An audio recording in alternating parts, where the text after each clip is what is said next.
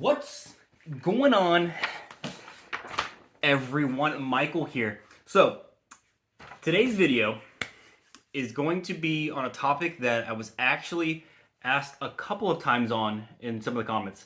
And it is about it's about investing in singles. And I want to specifically talk about why I don't do it, and I really wouldn't recommend doing it unless you're really feeling like gambling. So I want to first off explain what I mean by investing. So investing, because I'm having so many people comment and not actually understand what investing means. Investing doesn't mean the face value of a certain card. Okay, value really means the investing part is buying a card and hoping that, and it really is a hoping that it goes higher later and selling it for more than you purchased it for. So I want to get that out of the way first so everyone knows what I'm talking about when it comes to investing. And I also want to go ahead and say, if you buy singles as a collection, as like to collect cards that you like or just to fill out a certain collection, I'm not talking about that. That's completely different. That is for pure fun, where it can be for prop. You can do it and sell it later, but you're buying those cards because you want the cards, not necessarily specifically buying this card anticipating that it's going to increase by X amount. Okay, so let's get those out of the way. All right, so pretty much the reason why I don't, in a big nutshell, is that the risk reward to singles is just not good enough for me. And now let me explain. We're gonna go ahead and we're gonna talk about sealed product. So a booster box. Booster boxes, upon release, they get down to a certain price really fast. And we've seen them. Granted, you have some that are like battle styles that actually go super low, like below 100 into the 90s, even below 90. But for the most part, they're sitting around 100, 110. It's pretty consistent in that way. Most sets do that. Some of them may, what's one? Lost Origin stayed pretty high. I think like 115, and it got up to 130s pretty quickly. But for the most part, they stay there. That's the low. Now, cards, you don't have no idea what the low is. And it's so hard to determine that because you just don't know. So for all you know, you may buy this card that, is at $10, and all of a sudden, a few weeks later, it's $5, and you just lost 50%. And that's what single cards do, because there's really no specific like market or rhyme and reason to why these cards are being bought. It's pretty much somebody just being like, oh, I want this card now, and they go buy it.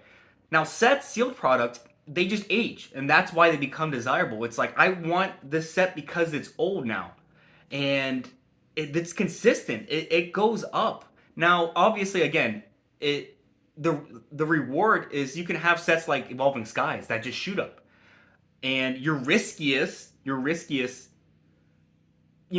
product is like battle styles. What if you bought it at 100, it went down to 90 to 85, and guess what, it's back up over 100. You lost 10%, and it's already back up 10% more. And like I just explained, so let me give you a I want to go ahead and use a vintage card specifically, because those cards, there's no new cards coming into the market, so it's a pretty good indication of how desirable the cards are. So I picked a base set Charizard, okay? And June of this year, sometime in June, it was sold for around 361, okay? Now, September, that same year, what's that, June, July, August, 3 months. Yeah, 3 months. And within 3 months, that card went from 361 to 321. That's a $40 difference and 11% decrease. That's insane. For 3 months on a base set. So this card is old. It's not new. There's no rhyme or reason why this card just dropped 11%. No one knows that. And say you bought it at 361 thinking, oh, this is going to be a good buy. It's down to 321. Now, that same card went right back up to the 360s a few months later. You just can't guess and control when these cards are, number one, at the low, or two, like even worth selling. And it's so risky in that point. Like, sealed product doesn't have that kind of risk. It's pretty, unless the card game goes out, and Pokemon's not going anywhere. the sealed product's going to go up consistently, not by a lot, but and again, so I want to say this too. Singles typically do increase over time. Okay, especially some of the modern ones. You know, you can probably expect some of those to increase, but once they stable, it could be a long time before they increase. And I don't have any specific numbers, but let's use some of the older sets. We're talking about, like, again, the base sets. Those, I mean, even some of the commons and stuff, they're not that much expensive, like, compared to years ago. So it's so much harder to get that nice return, especially consistent. You're gonna have to wait and be like, okay, is it time? Is it time to sell this card? I don't know. Is it the high? Is it the low? Did I buy it at the wrong time? It is so stressful and risky, in my opinion, for singles cards. All right, so I have a few more topics. Let's see. Again, the easy money, and again, I'm gonna talk about vintage for a second. Vintage is just like, you've lost the easy money. It's gone. All right, those, even that base set Charizard, let's say 361, to double your money, it'd have to go to what, $720? Does anyone think that's gonna happen? Probably not. And if it does, it's gonna be, you know, maybe 30 years from now. And it's just kind of like, it's so hard to judge these cards. You can almost guarantee that any sealed product, or I'm going to say booster box, not just products, any sealed booster box, and not guaranteed, but come on, go look at the TCG player. Most sets you buy 10 years later, I mean, it's really 5, but 10 years later, double. Actually, I think every set probably, I think maybe, what's one? Crimson Invasion is the one that is like the only set from like Sun and Moon that hasn't doubled. And it's at 161. So it depends what you bought it at. But everything else is already double the price. And Sun and Moon is only 3 years out. So you're looking at 3 years, all but one product is double that low price of 1 to 110. Everything. And that consistency is so huge. You can buy every single set that comes out and you wait. Yes, you'll have to wait. Granted, you know, some of these cards, some of these singles you could buy and sell it quick. For example, we'll go ahead and just hit into modern now. Like the modern cards, we had that whole alternate art surge where cards were just skyrocketing. We had what was on that Empoleon from Battle Styles went from like a $20 card to 40 within like a few months. So don't get me wrong, there are absolutely opportunities to make a lot of money really fast because it doesn't go. These cards don't generally go gradually, and they do, but you could also have those where it just skyrockets up, but then again, like the Charizard, it can just drop right back down. So finding the highs and lows of these cards are super hard to do, and you have to pay attention every day. You can't just buy a card and sit it to the side and say, I'll check it later, and you might have missed those highs and lows. People might have bought out a certain card and maybe you missed your opportunity to sell it, and then all of a sudden all those cards are back. And it's so hard.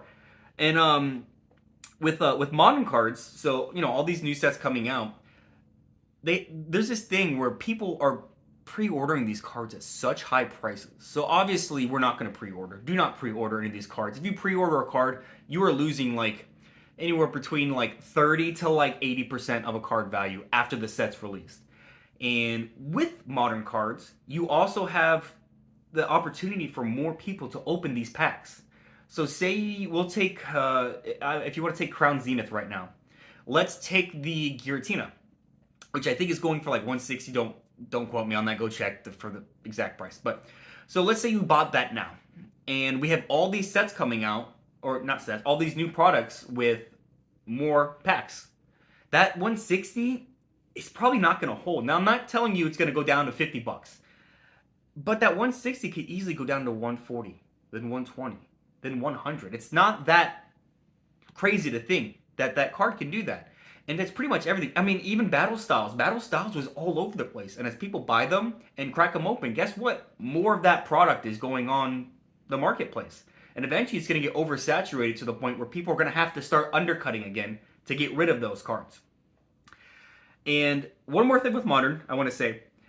Back in the day with the base set Charizard example, people didn't think about just saving the cards, okay? People didn't think, let me save this. It might be worth something later. those are probably very few and far between, and that's why you see a lot of these booster boxes going for tens of thousands of dollars because nobody kept them. Well, guess what? Everybody knows that Pokemon cards are valuable. Everyone now, penny sleeves, top loaders, card savers. I mean, I got freaking the hardbacks inside of another plastic envelope. People understand that Pokemon cards can have value. So, yeah, you know, you may have this really nice Moonbryon, but guess what? In 5 to 10 years, guess who else is going to have that nice near mint Umbreon?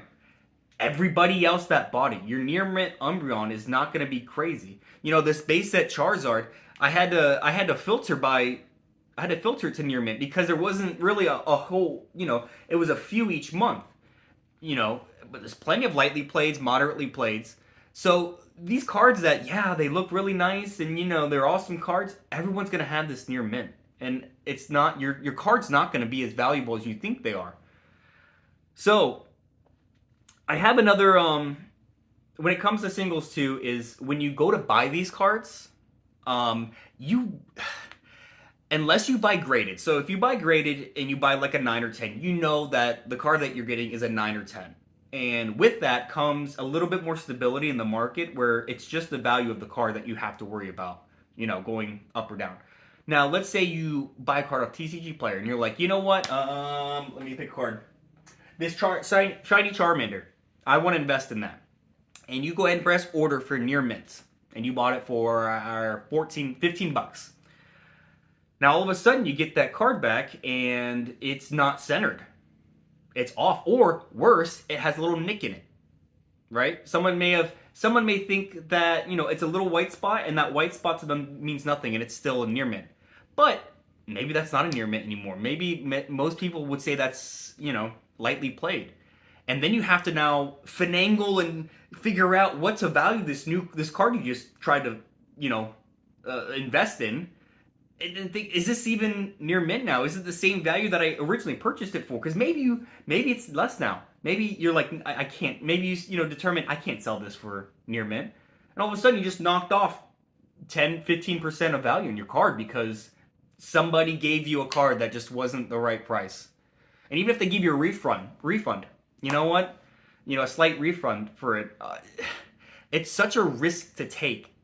To try and get it perfect to where these single cards can actually work for you, compared to a booster box. Let's take any box. I'll take this Crown Zenith.